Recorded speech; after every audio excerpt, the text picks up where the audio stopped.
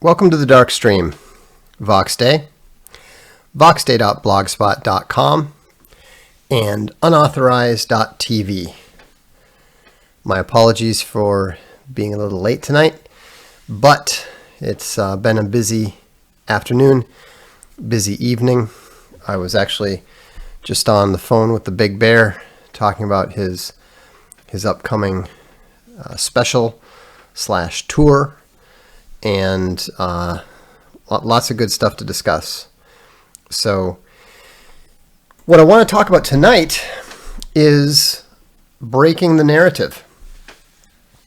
And what I mean by breaking the narrative is I'm talking about breaking the media narrative that they're attempting to convince everyone is the truth. And the narrative that they're pushing very, very hard all around the world today is the idea that Trump's tweets about the various congresswomen not being Americans, which is essentially what they're fussing about. He didn't say it in those exact words, but that's what the issue is. They're trying to claim that these are racist tweets and everybody is disgusted by them and horrified by them. Of course, the one thing that you're not seeing any signs of whatsoever is you're not seeing any poll numbers, right? Why aren't they talking about his poll numbers, right? Now let's look it up. I haven't even looked it up. Rasmussen, let's look up Rasmussen, right? Rasmussen polls. They do a poll every day, a daily presidential tracking poll.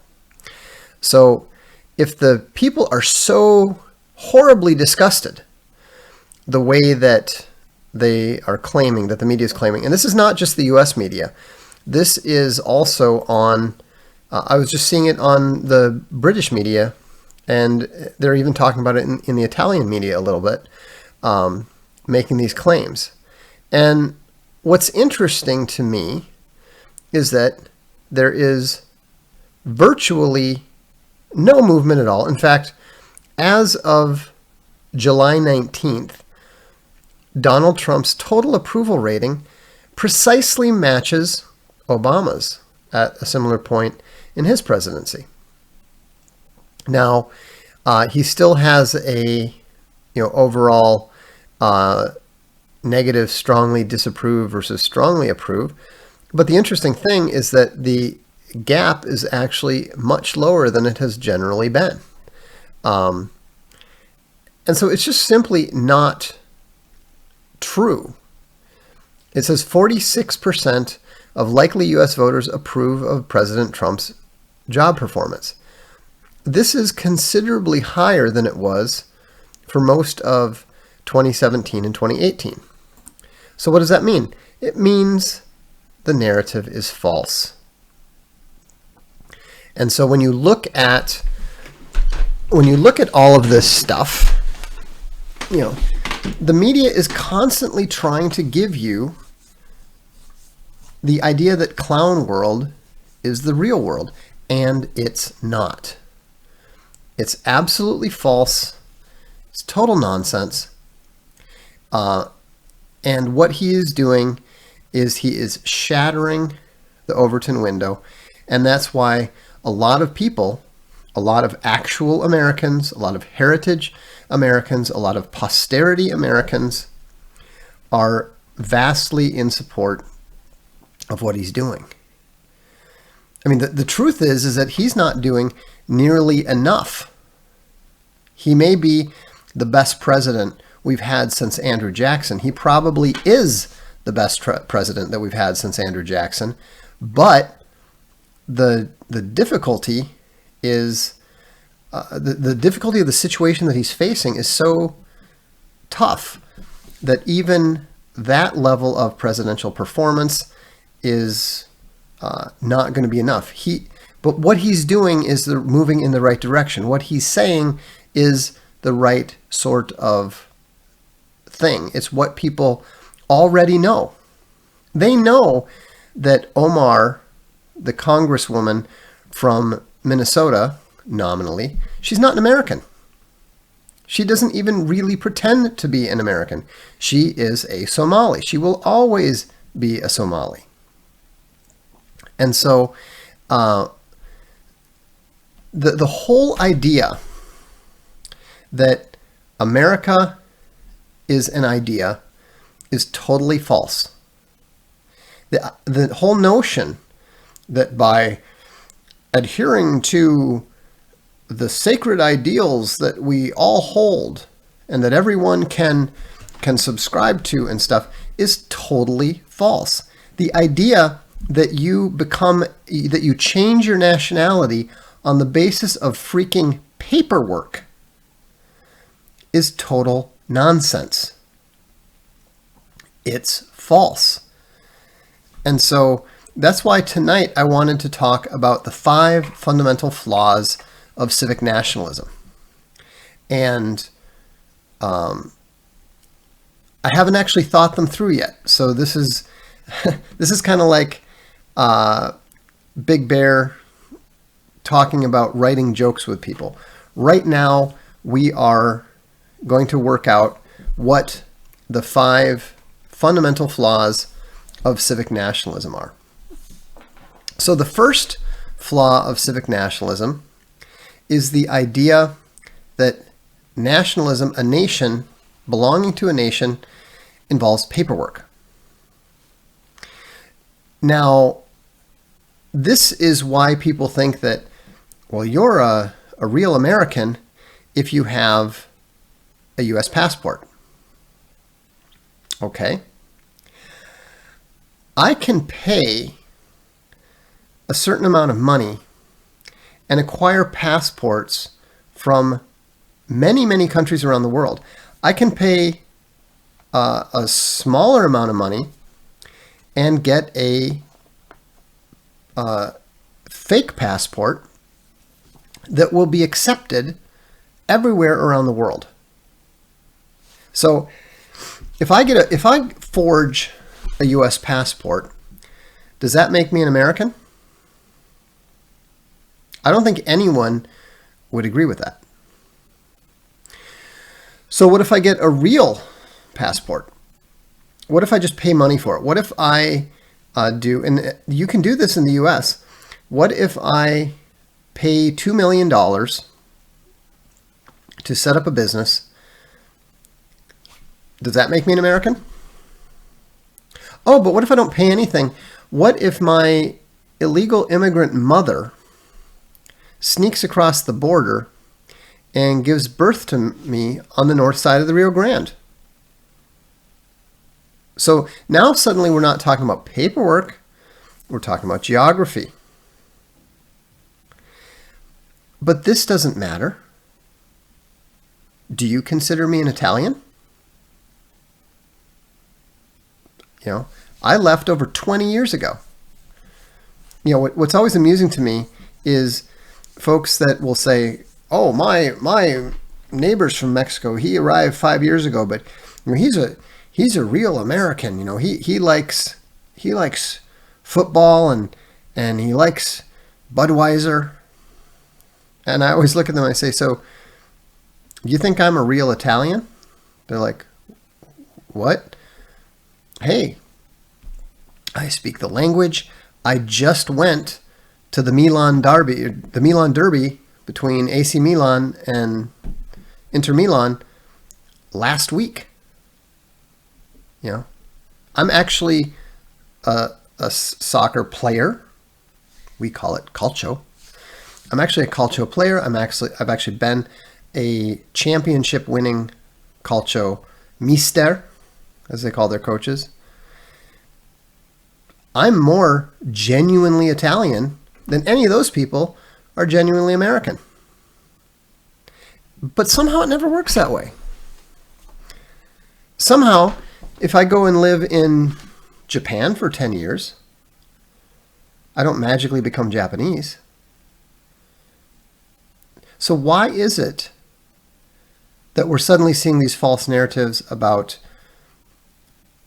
a nation of Britain is a nation of immigrants? Because it used to be the U.S. is a nation of immigrants. And then, oh, Britain is a nation of immigrants. Sweden is a nation of immigrants. Well, if everything is a nation of immigrants, there are no actual nations. And so the first fundamental flaw of civic nationalism is paperwork does not determine nationality. If paperwork determined nationality, a DNA test would not work. And yet, we can tell what nationality people are in many circumstances just by a blood test. So that's the first flaw.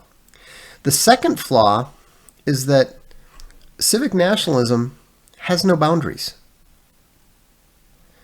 They talk about people agreeing to the ideals that make up the nation. What are these ideals? Well, suddenly they can't tell you. Freedom of speech. Does Google believe in freedom of speech? Does Twitter? Are you allowed to say various things? Are you allowed to question various historical events? Even asking a question about certain historical events is punishable by disemployment, if not prison and fines. So how can you claim that free speech is not, okay, well, maybe it's not free speech, maybe it's equality. Really? So we don't have boys and girls and prevent the will of the people from being enforced. The Supreme Court exists to overturn the democratic will of the people. So it's not democracy. The point is that there's no actual test and there's no actual consequence to these supposed ideals that the civic nationalist American is supposed to hold. You can't even name the ideas, and you can't hold anyone accountable for not holding to them, for not believing in them. And so then, okay, so that's we've got the first two flaws. The third flaw is that it's historically false. There is no when we look at the Declaration of Independence, the Declaration of Independence was sent to someone. To whom was it sent? It was sent to the King of England. So, obviously, Americans used to be English. They used to be subjects of the English crown. So, furthermore, there were also references to the British Brethren. Not the French Brethren, not the German Brethren, not the African Brethren. It's all... So the point is that civic nationalism is ahistorical. Fourth, the preamble to the U.S. Constitution absolutely forbids the idea that America is anything but blood. Let's read the preamble to the Constitution together. Preamble, U.S. Constitution. We, the people of the United States, in order to form a more perfect union, establish justice, ensure domestic tranquility, provide for the common defense, promote the general welfare, and secure the blessings of liberty to ourselves and our posterity, do ordain and establish this Constitution for the United States of America. So, all of these things are for whom? For the world? No. For the English people? No. For the white race? No. For the Christians who belong to a specific denomination? No. To ourselves and our posterity. So what does that mean? That means that the whole purpose of the Constitution is only for those people who are descended from the original American revolutionaries. That's it. Now, you will hear people try to lie about what posterity is. And I had a debate with a guy, smart guy, ex-military, lawyer, and he did his best to argue that posterity meant something other than the flesh and blood descendants of the people of the United States at that time. But when you look at every single reference to posterity at that time, in all the documents, whether you're talking about the preamble to the Constitution, Declaration of Independence, the federal papers, the anti-federal papers, if you look at all of the references there, it's very clear that there are three possible meanings to posterity. And the meaning that is clearly indicated, the one that was utilized by the very authors of the Constitution at that time, meant that posterity referred only to the descendants of the people of the United States in 1789. That's it. So the fundamental concept of civic nationalism flies directly in the face of the words and the intentions of the Founding Fathers, of the American Revolutionaries, and of the founding documents of the United States itself. So now we're at 4. We may have to stick at 4 for now. I don't have another fundamental flaw to draw upon. Oh no, there is no. I do have another fundamental flaw to draw upon. The 5th fundamental flaw of civic nationalism is that it doesn't work. It's based on the concept of magic dirt. It's based on the idea that the mere act of living on the magic dirt is going to transform you into something that you're not. And it's not real. It's totally non-existent. When you bring in 30 million Mexicans, then you have Mexico. Here's a question. Could it mean the descendants of only the people who signed the Constitution? No, because it says we the people of the United States. They're talking about all the people who were resident in the 13 colonies at the time.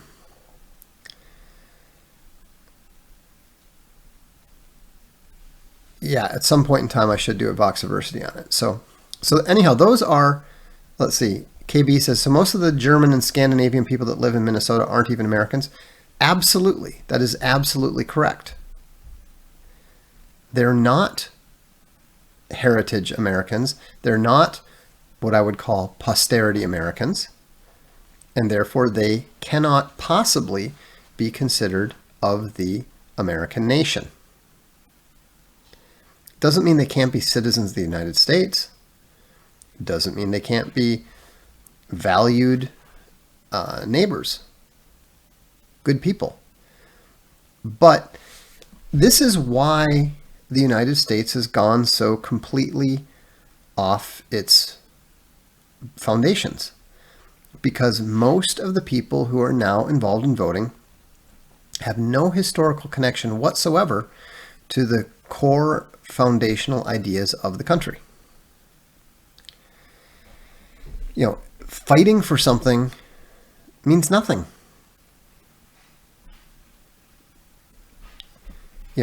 You don't understand. Why would the Germans who arrived in the United States have any understanding of limited government? They don't. They never had. The Scandinavians in Minnesota are super hardcore left-wing socialists by American standards because the whole idea of limited government is fundamentally foreign to them.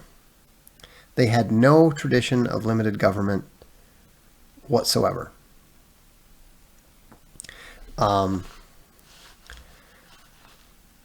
How then do you account for Africans, the English, and the others brought along? They were specifically excluded. How are they any less American than the descendants of the revolutionaries? Because they weren't English.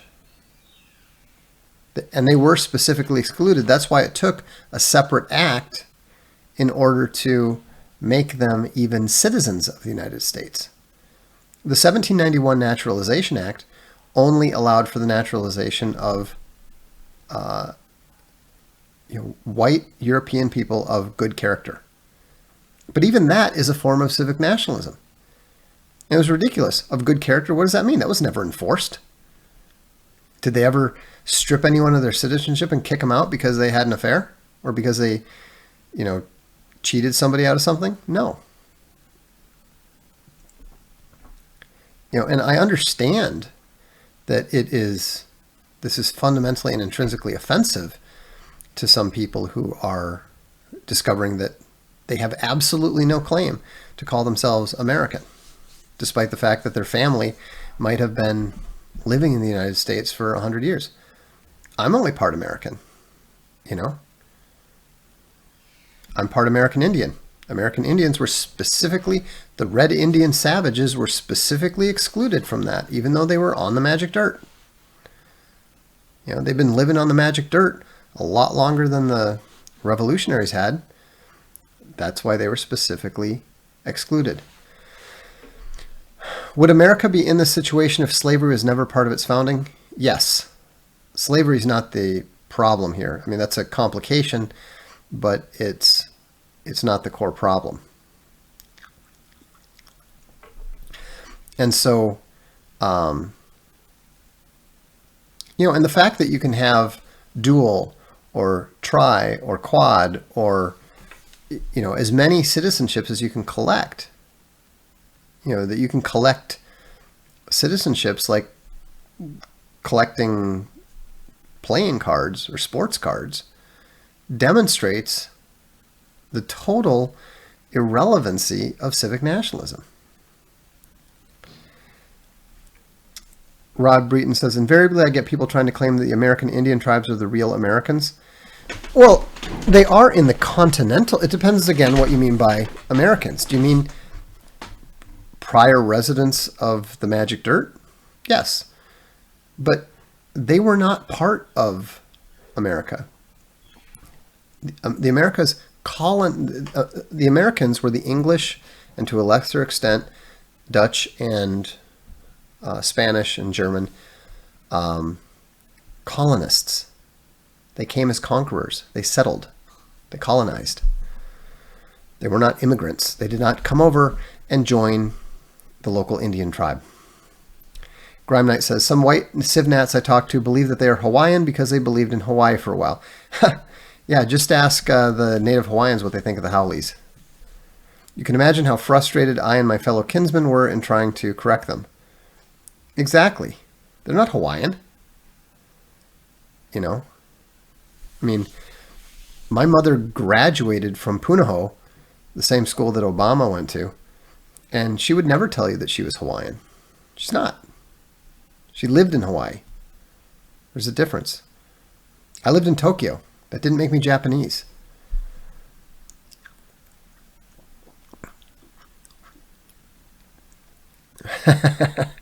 Yeah, good point. If you see a blue name with a wrench next to it, don't argue with them.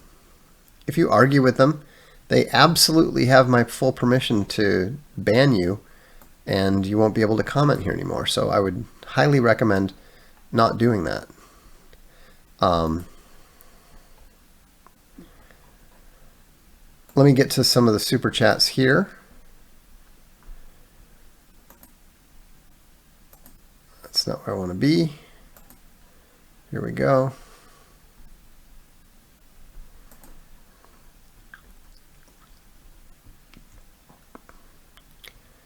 Okay. All right.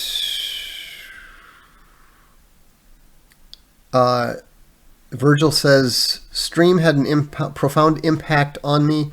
You connected all the dots for me regarding border. I'm sharing it for my friends. Thanks. You're welcome. I think he's referring to yesterday's stream, where we talked about a similar topic. We were talking about Trump's actual comments, saying they have to go back. Virgil also says, unauthorized is going to the top. Attacks are pathetic attempts to throw a monkey wrench into the gears, in my opinion. The attacks on unauthorized are totally irrelevant. It literally doesn't slow it down in the slightest. Brian Fernandez said, what if America was on a registry? We cut out the middleman, government, and private companies can bid on certain registries, so we disable politician kickbacks, a little anarchy-capitalism. That's a total disaster, Brian. It's a total non-starter. Do you not understand that private companies are part of the government? They are. They are literally, legally, government agents. So the idea of appealing to corpocracy to replace government is nonsensical. And in fact, what we've learned, now that we've had the opportunity to actually see how it works out, we've learned that multinational, international corporations are less accountable and tend to behave worse than national governments, even imperial, civic nationalist governments.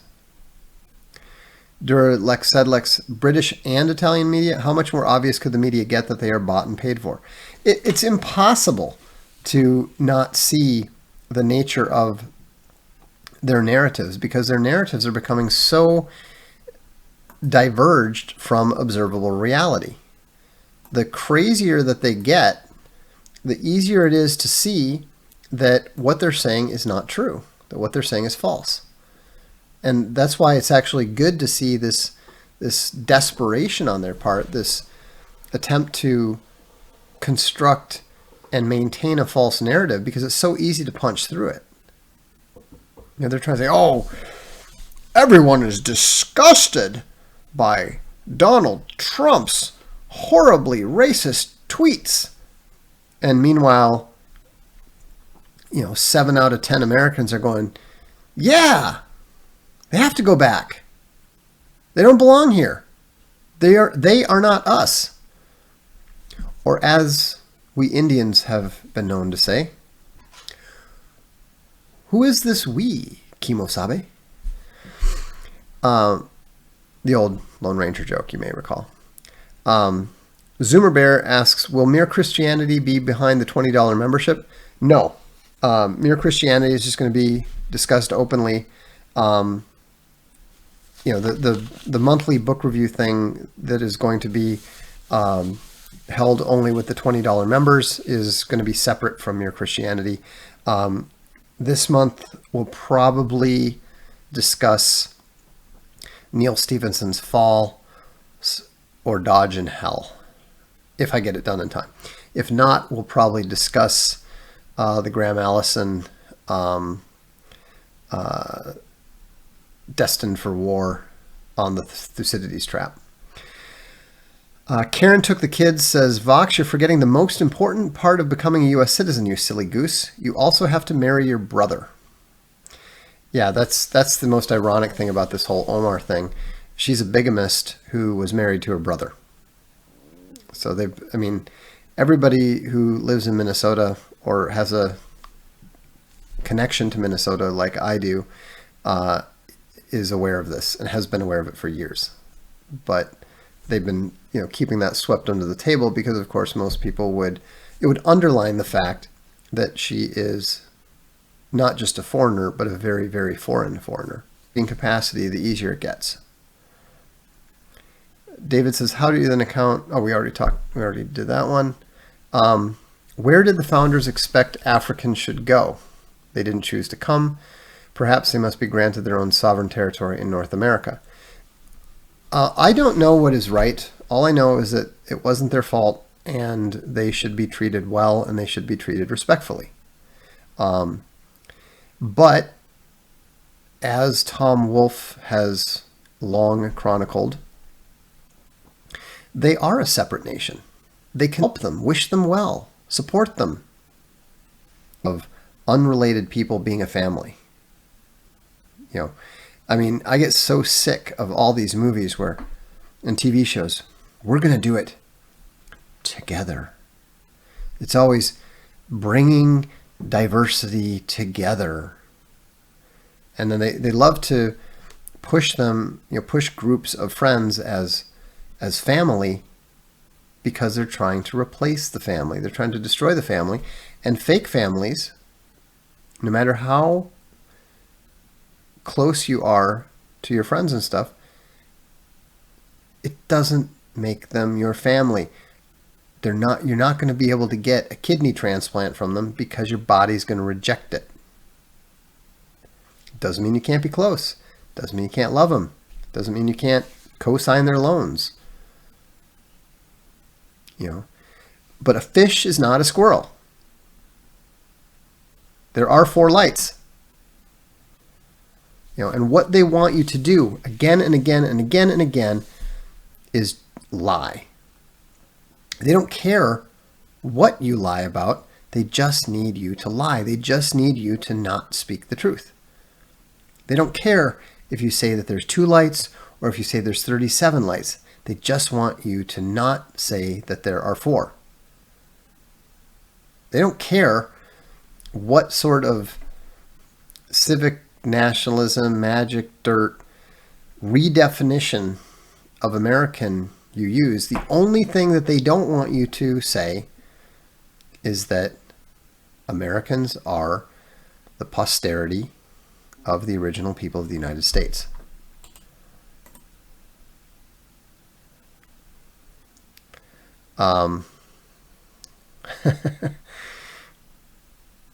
PFO Dynamite throws in $1. Thank you. Anthony says, isn't intermarriage a sign of assimilation? Yes. Irish, Italians, Germans, and others have married in with heritage Americans, so why does it matter? Because assimilation changes both parties. How many of you consider me to be a full-blown American Indian? Probably none of you. Why does it matter? I got the DNA. I've got the blood. But it was overwhelmed by the assimilation, by the intermarriage. And so what you're doing is you are destroying America and turning it into something that is part not America. Maybe it's better, maybe it's worse, but whatever it is, it's not the same. And in fact, the funny thing is that the strongest proponents of this that you'll see are some of the Jews. There was a rabbi recently who was just saying that Jewish intermarriage and assimilation in the United States is a second Holocaust. That as many Jews have been, fundamentally eliminated through assimilation as were eliminated through the Holocaust. Now, that's a much stronger way of putting it than I would tend to put it, but it's what it is. And they're not wrong in terms of what ends up happening, in terms of the consequences. Unauthorized TV Owen Benjamin Comedy says, Vox, I apologized. I changed my username to help push the brand, but now I realize that was inappropriate as I could be mistaken for the actual thing. It will be changed back ASAP. Ego te absolvo. You don't need to apologize. Your heart was in the right place. We support, or we appreciate the support. But yeah, I do think it's probably a good idea to change it, just because, if you're not Owen, and if you don't speak for unauthorized, you probably don't want to accidentally mislead into people thinking that you do. PFO Dynamite says the new 007 is a black woman. Yeah, we all saw Jane Bond coming. I don't think that we saw... I think it was kind of funny. I think a lot of people thought that they might change 007 to a black man. A lot of people were, hoping for Idris Elba. I think a lot of people were half expecting a woman after they changed Doctor Who to a woman. But I don't think very many people saw a black female 007 coming. I know I didn't. And frankly, I would have thought gay black female would have been my assumption. I mean, I actually joked about 007 becoming a gay black woman, but straight black woman was not in the range of my expectations. Frank Underwood said, "Is the CivNat myth necessary for the U.S. to hold together?" No, it's necessary for them to try to keep it together, but it's not going to work. If it disappeared fully, would that lead to different nations seeking independence? It is going to lead to that. The problem with the civic nationalist myth is that it permitted the 1965 Naturalization Act, which destroyed the United States. And the myth made the failure inevitable. Adam Mead said, "How would you handle the complaints of kids in cages?" I would I would not worry about it at all. I don't care about those optics. I would say if you think you're complaining about that, I would give them some optics to really make them complain.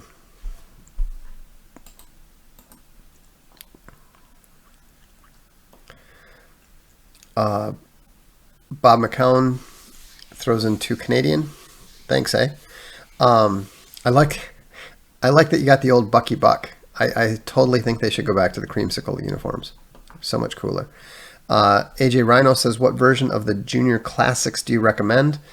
Well, my favorites are the 1958, but we're going back to the 1918.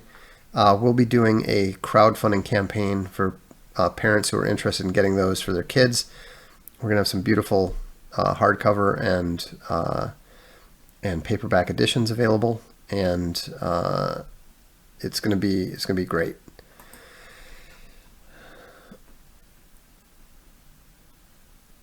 Let's see. Yeah, that's a good point that Tom Forsyth made. The Czechs couldn't make it work with the Slovaks. If the Czechs and the Slovaks couldn't make it work, why would you think that the posterity Americans and the Somalis are going to make it work with the Mexicans?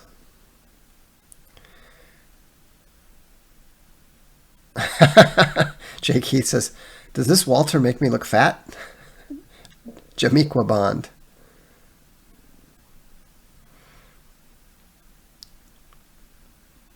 Yeah, if you're going to tank a franchise, go for broke. Mr. Max Boyven says, "I think I figured out who is your stand-in character in The Throne of Bones. Severa." Great read, by the way. No, it's not Severa. It's not Severa. I like her as a character, but definitely not. I've heard that when couples of different races breed, that their offspring is stronger genetically. No. Kind of the opposite of when relatives have children. Thoughts? No, I mean, they can have advantages, but they also tend to have weaknesses as well. So, I mean, there's a difference between too much inbreeding. That can definitely be bad. You see it with the various breeds of dogs and so forth. But no, there isn't. There's actually a fair amount of problems. I mean, I'm multiracial myself, and in some ways, people would point to me as an example of what you're talking about. I have between a 4 and a 5 SD IQ. Athletically, I am, a very high level athlete. But, I also have some issues and stuff that indicate that are not advantages. And so, it's just kind of a crapshoot, I think.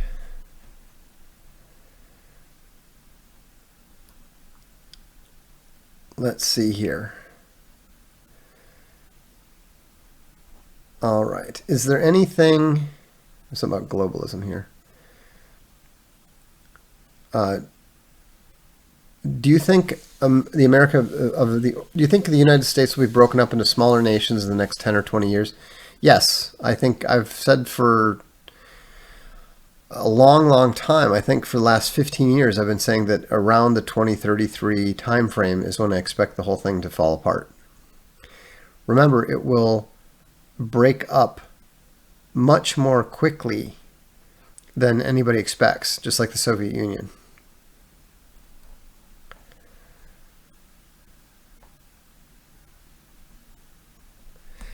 Did you ever get timed in the 40 at your peak sprinting years? Unfortunately, no.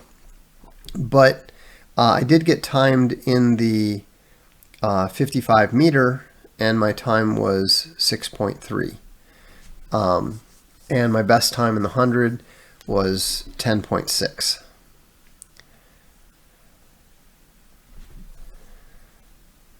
The funny thing is that the 200 was too long for me. I was one of the very, very few sprinters to run a 200 that was more than twice my 100 time. Like the 180 was about the perfect race for me. Do you think ethnostates are the way forward? No, we're not talking about nations are subsets of ethnicity. There's not going to be any white ethnostate because white is too broad a category. That's like saying there's going to be a yellow ethnostate. No, there's not. The Han and the Japanese and the Mongols are not all going to get together and live in one happy imperial country. What do you value more, your intellect or your athleticism?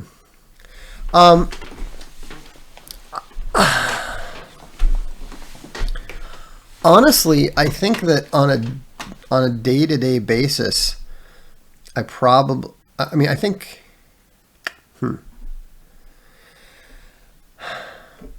think rationally I value the intellectual side more, but unconsciously, reasons why veteran soccer can be so violent. We've NCAA Division I college sprinter. Of course it was faster than some. For me it was very satisfying to beat all of the Princeton sprinters the first time I went up against them, because I visited Princeton, didn't like the school, but the track coach wasn't interested in me because he said my times of like 11:3 were not that impressive. And I was like, well, yeah, but that was my first year I've ever run. I expect to get faster. It's like, yeah, okay, well, whatever. So I was like, okay, that's annoying. So it's very satisfying 2 years later to run. We ran against Princeton up at the Syracuse Invitational, and I beat all 3 or 4 of the Princeton sprinters pretty easily. So that was fun.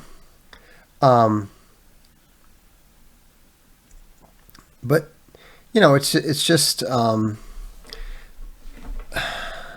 I think when people talk about rank in the sociosexual hierarchy, I always think it's kind of funny when people talk about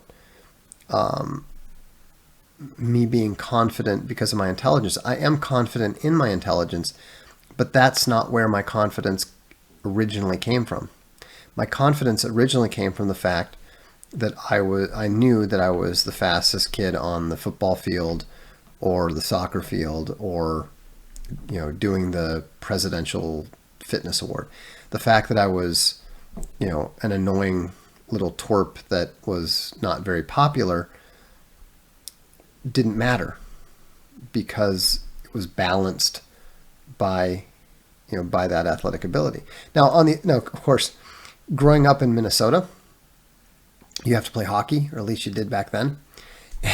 And, my first year, I couldn't even skate.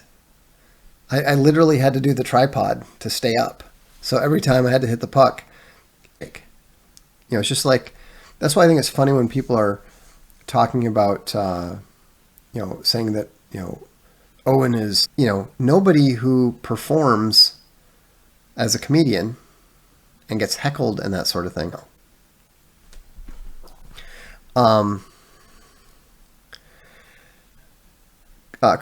Christian says, where do I rank? Nobody cares. The whole point of understanding the sociosexual hierarchy is not so that you can stare at your own belly button more accurately. It's so that you can understand and anticipate the behaviors of other people. Don't worry about where you are. VT785 says, I can't upgrade my membership. YouTube couldn't help me. I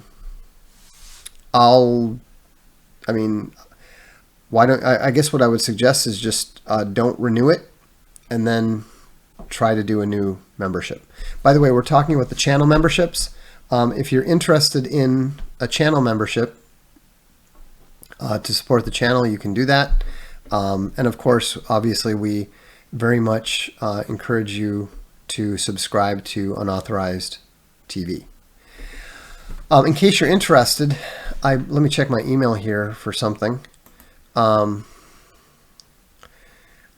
They asked me to appear on the Alex Jones show to discuss this topic tomorrow.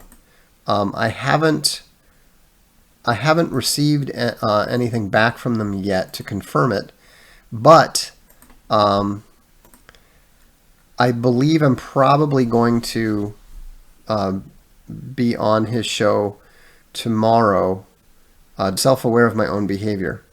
Yeah, don't obsess with yourself. And if anybody asks me about Big Bear, I say exactly what I think. He's my friend, he's smart, and he's funny. A lot of people lie about him. A lot of people lie about me. I mean, what? I'm like the worst possible person to try to push these false media narratives on, because I've been dealing with false media narratives about me since I first became a nationally syndicated columnist in 2001. So after 18 years of seeing false narratives being spread about me, I'm not inclined to accept the false narratives about Donald Trump, about Big Bear, about any of these folks. And I'm not interested in the drama between Becky and Susie. I don't care whether Jenny likes Susie or not. Has nothing to do with my relationship with Susie.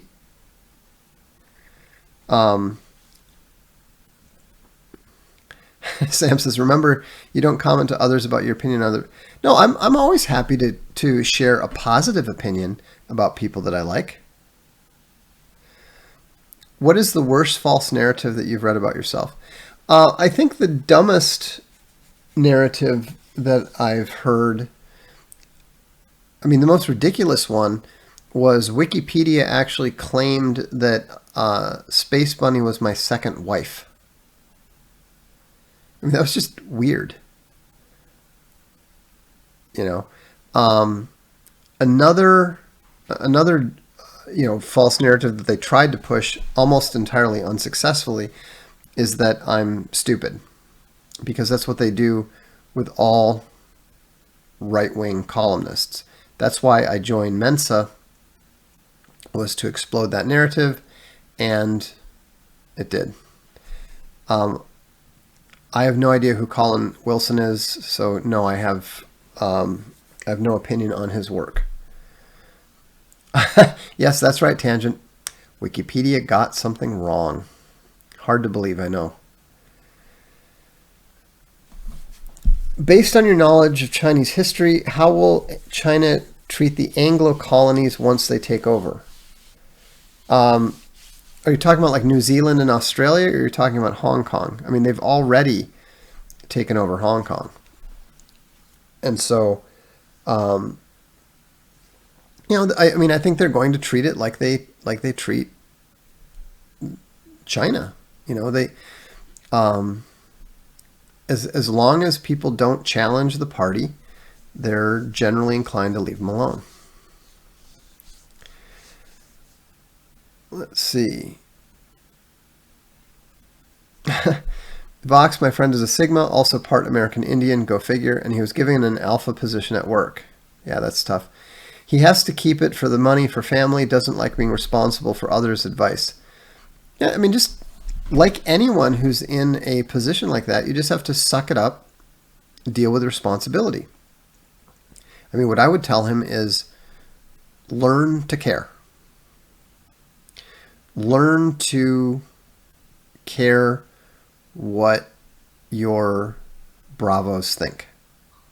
And learn who your bravos are, identify them, support them, and delegate to them. Don't try to micromanage. Just learn the hierarchy, trust the hierarchy, you'll be fine. You're not going to like aspects of it, but you have to deal with it. It's like, you may not like gravity either, but you have to deal with it. If you're a Sigma, you just have to accept the hierarchy as it is if you're going to be inside it.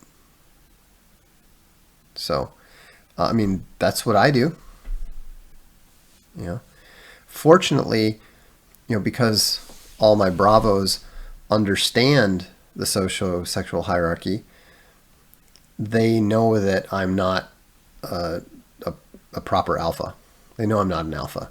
And so they're pretty understanding of when I just don't talk to them for extended periods of time and that sort of thing. They don't get freaked out. They don't get worried. They're just like, oh, Vox is just being Vox again.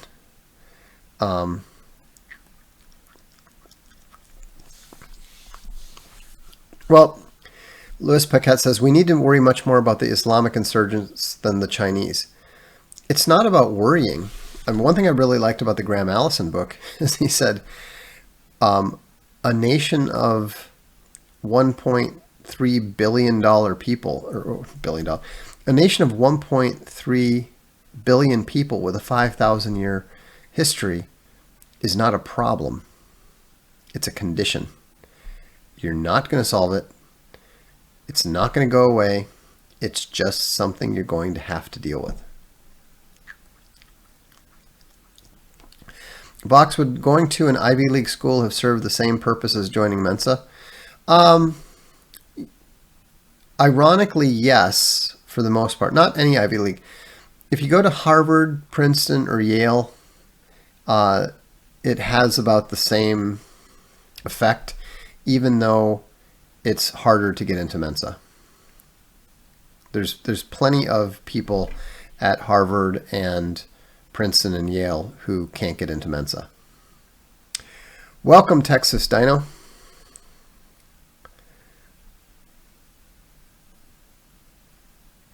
I'm not an Omega, but have been socially isolated for 2 years. Any advice on building a social circle from scratch? Well, speaking as somebody who has, moved to a foreign country where they don't know a single person, twice, yeah, get involved in activities, group activities.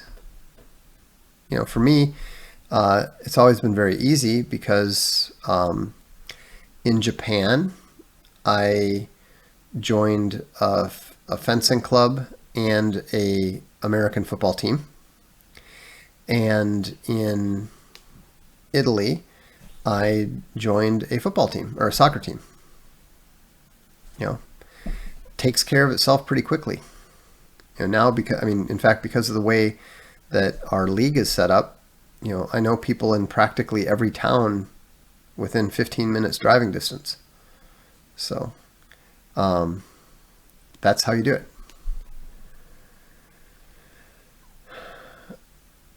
I was not good at fencing, and I did not like it very much. I wanted to use my arm more than my wrist. What about rugby? Oh, I played rugby for 2 seasons, or really a season and a half in college. Our team was actually in the top 8 in the country. That our A team. I was on the B team, but it was fun.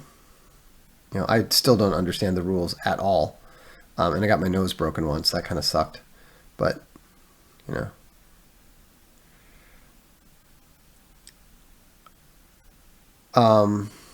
Oh, by the way, I have something to show you guys, and then we should get going.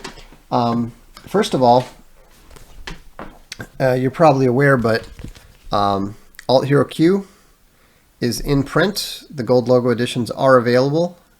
You can find them at the Castelia store, and I love the new size. It's nice that I hadn't realized how much bigger the standard size was going to feel compared to the Demi Octavo size that we'd had to use before. And then all the original Alt Hero backers are going to be psyched about. This is not the final. This is just a proof, a test proof that we did. We're going to make a few changes to it, but this is the Alt Hero Volume 1 Omnibus, the paperback, and we're waiting on the hardcover, and then we're going to get them all shipped out to all the backers.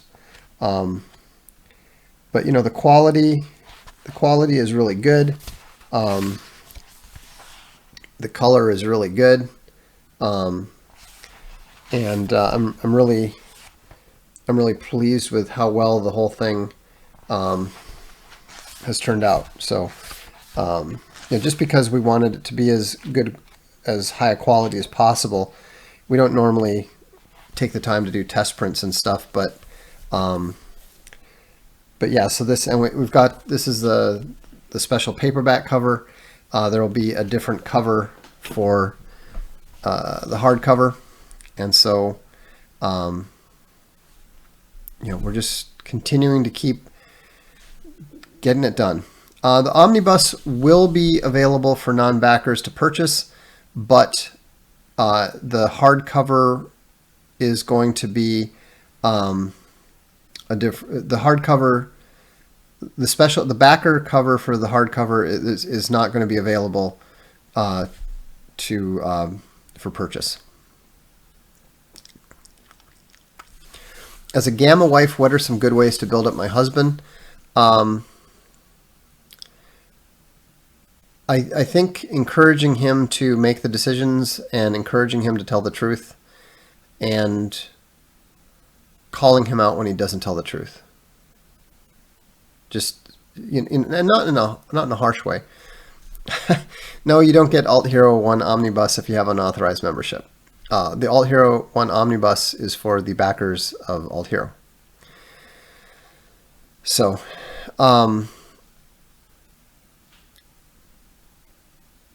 what do you recommend an immigrant who doesn't want to go back to their country due to crime do? I guess be as good a guest as you can. I'm a guest. I try to be a very good guest. I try to be a valuable guest. But I never ever pretend that I'm just as whatever as you are. Because it's not true. It's just not true. No, I mean exactly what I said. Come on. Look, when I say something, never ever come back with, you mean? No. What I said is what I meant.